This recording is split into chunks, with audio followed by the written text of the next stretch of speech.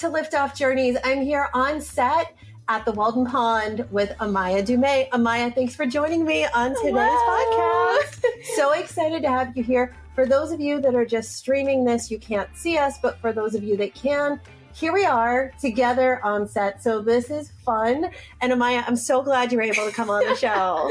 Me too. Thank you for having me. Yes, absolutely. So at Lift Off Journeys, we talk about the journeys that got you to where you are today and what your journey is. And clearly, for anyone who can see us, you're a lot younger than I am. So your journey's not as long as mine has been, but I have been so impressed. I've known you for a really long time. I've been so impressed with your journey in life and your just exploration of different careers. So without me being a spoiler alert, tell us a little bit about, where you are in your career and what your journey has been up until this point.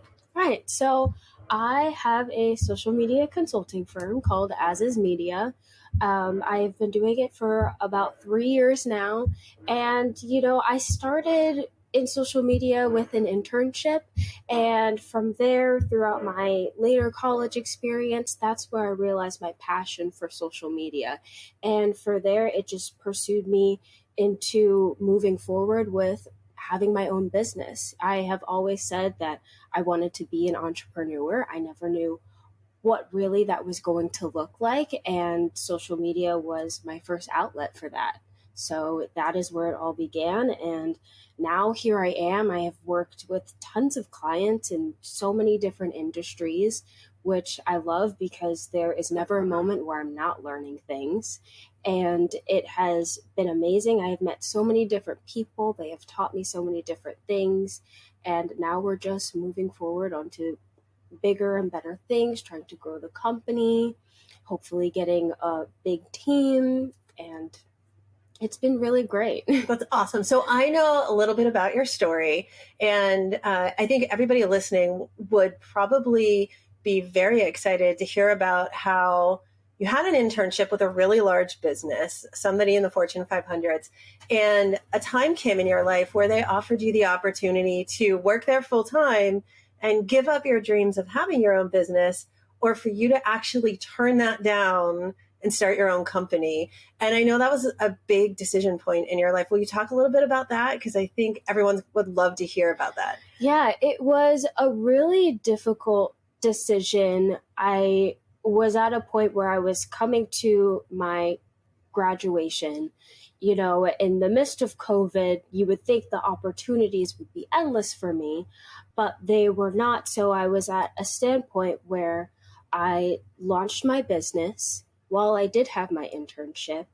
And, ideally I would have wanted to grow with the company, but they did not provide me with the greatest opportunity for me to grow with them. And it was either stay in a place that was not going to be, what is the word I'm looking for? It wasn't going to water my flowers, if you will. Okay. And for me, I felt like I really wanted to do something for myself, something that I truly had a passion for. So that is why I decided I have all of the confidence in myself. I know that I am able to do this, and I just went with it. That's awesome, because so many people would not take that risk, especially starting off in their career. Yes. And it's a big trade-off. It was a huge risk, but I don't regret it at all. I was just going to ask you that. If you ever think, I wish I would have stayed with the big company and gotten big company experience. Mm-hmm. So you went ahead and followed your dreams. You didn't look back. I think that's awesome. 5 years later, what has your biggest learning been about having your own business?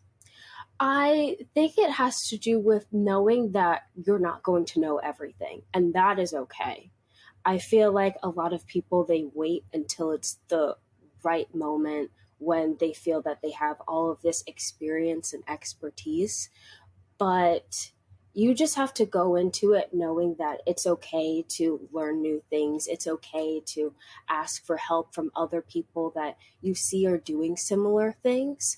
And from that has, one, helped me to branch out and network and connect with other people, because I wasn't always a person to ask for help. I always struggled with that just because I wanted to do things on my own. I felt like, you know what, it's fine.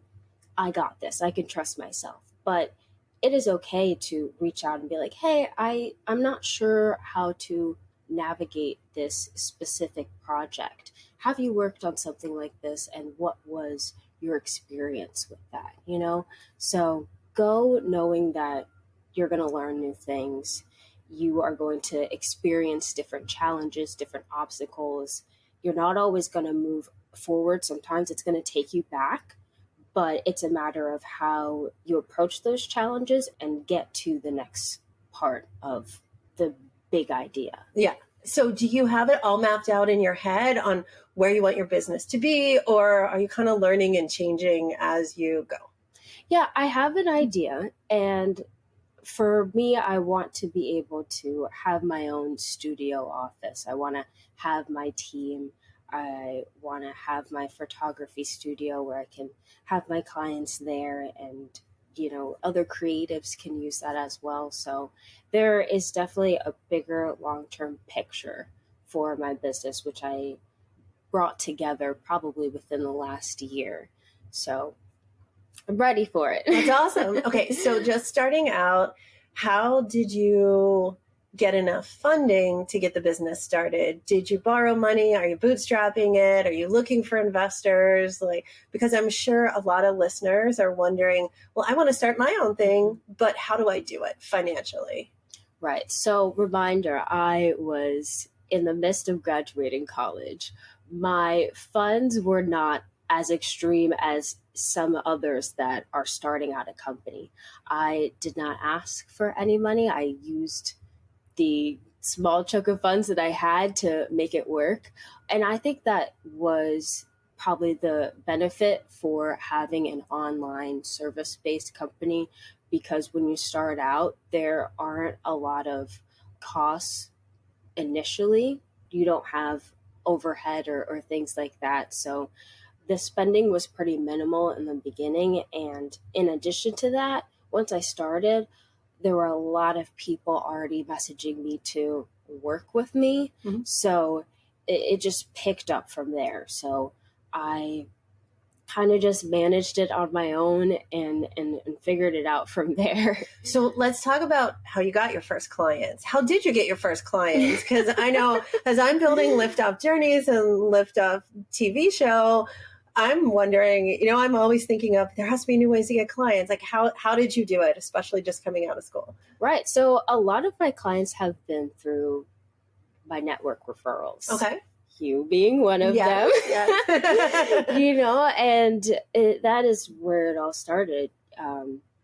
Just having people that know me, they say, oh my gosh, I just heard she's doing social media. Maybe she could help you with your business. And from there, it has just been a lot of word of mouth that has brought me business. And then other times it's been me sharing things through Facebook groups and things like that. But heavy on my network, just bringing it in. So you're a big believer in networks, because I'm a big believer in networks. And absolutely. I think that if you have a strong network, they'll never let you fail, no matter how scary things might look. If you get to a point where you only have one client or you're not sure where you're going to come from, somehow somebody always reaches out, which takes me to my next question.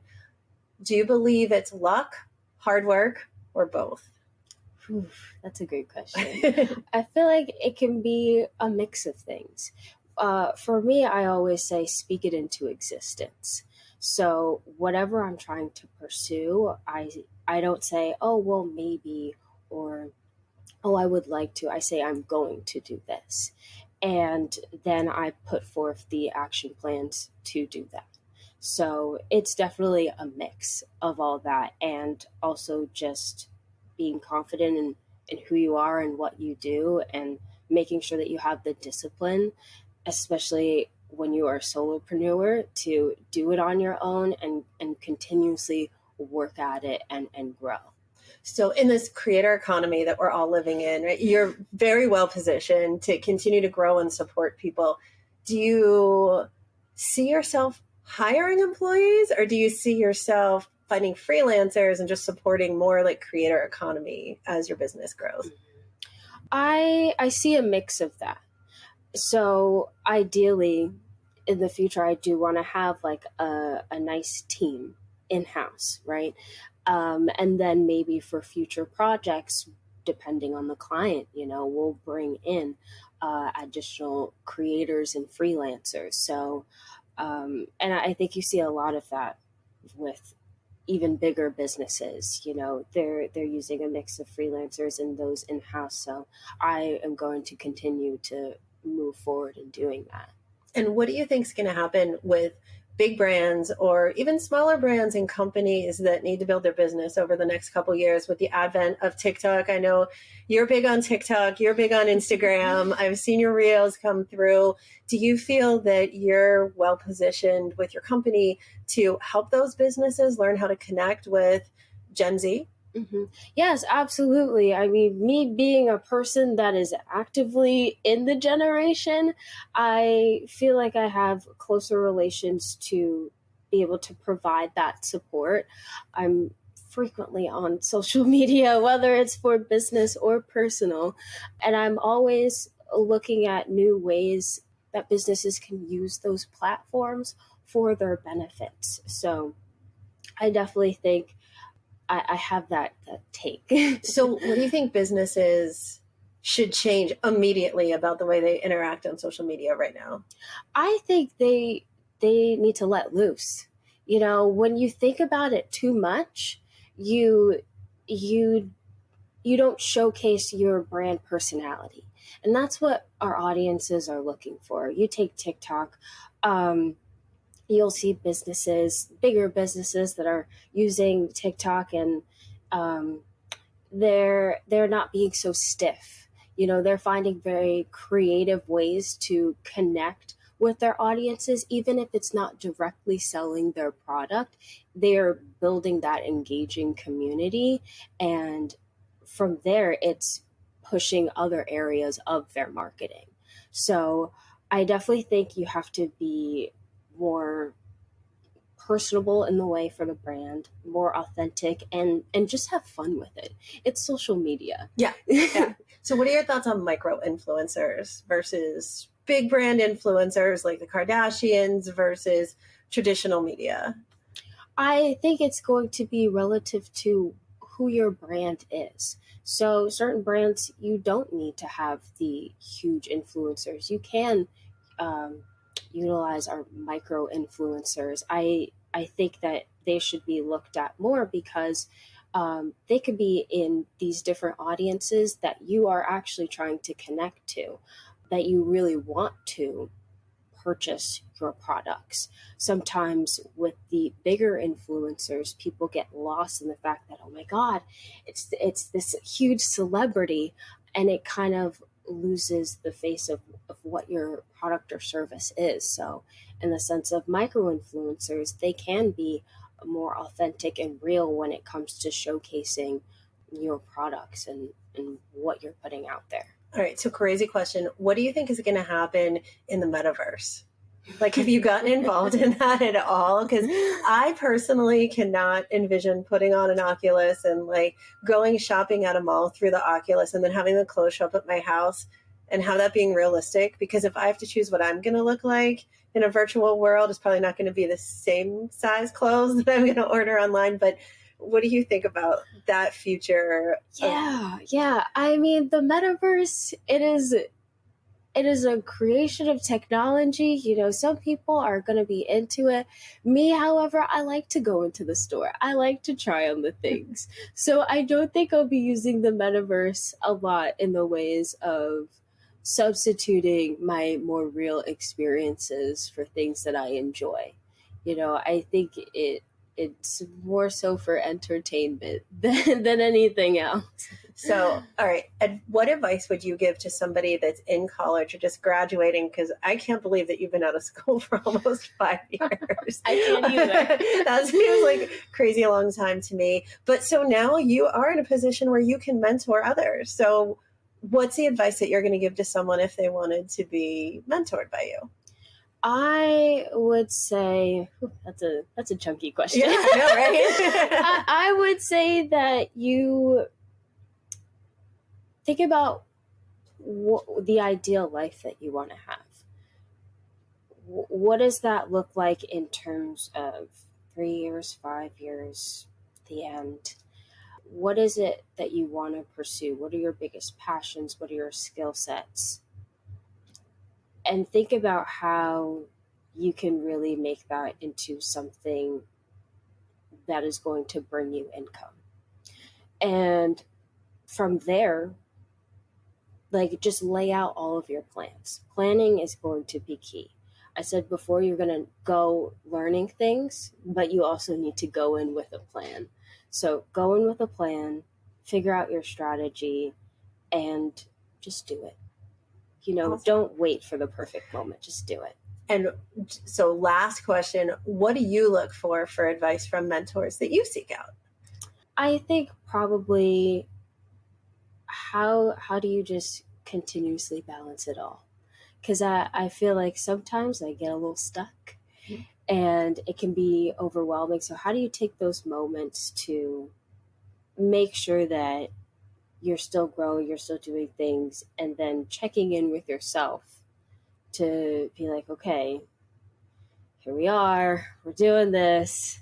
Let's not get scared. Let's keep going. So how do we keep pushing forward and growing as a business person, especially being a younger entrepreneur?